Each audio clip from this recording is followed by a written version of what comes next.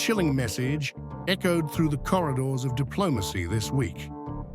There is no deal without President Putin's sign-off.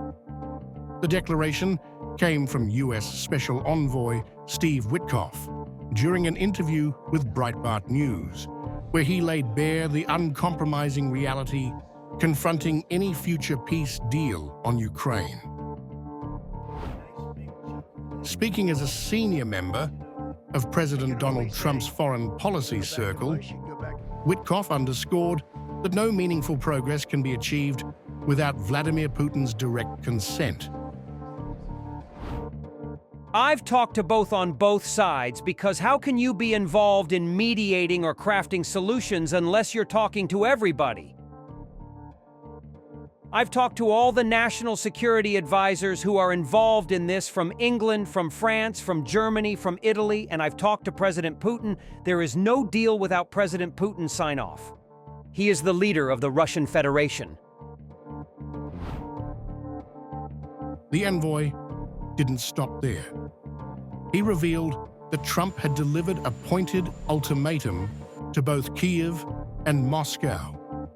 Move swiftly to direct negotiations, or risk Washington stepping away from the peace process entirely. The president has issued an ultimatum to both sides that without those direct talks, and if they don't occur quickly, then he believes the United States ought to step back from this conflict, whatever that means, and just not be involved. That warning arrives just days ahead of May 15th, the date set for Russia and Ukraine's direct engagement in Istanbul, talks seen as pivotal in breaking the deadlock. According to Witkoff, the high-stakes session is expected to focus on several unresolved flashpoints: the status of 5 contested regions, the fate of the Russian-controlled Zaporizhzhia nuclear power plant, and Ukraine's access to the Dnipro River and the Black Sea. Russia currently holds roughly 20% of Ukrainian territory, including Crimea and much of Donetsk, Luhansk, Zaporizhzhia, and Kherson.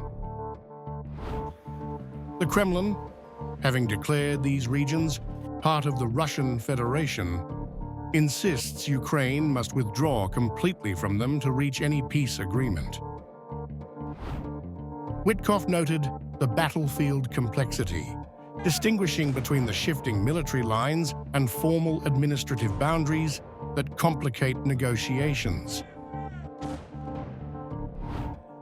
Among the most contentious issues is the Zaporizhzhia nuclear power plant, strategically vital, yet currently non-operational.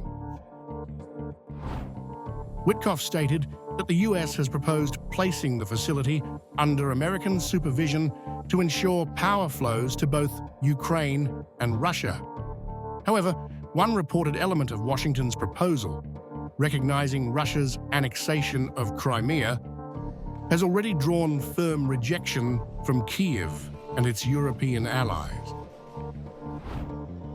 With Istanbul looming, Witkoff's revelations have sharpened the urgency. Trump's ultimatum has raised the diplomatic temperature, but by conceding that any resolution hinges on Putin's personal approval, Washington has admitted a sobering truth. The fate of peace may lie not with global consensus, but in the hands of one man in Moscow.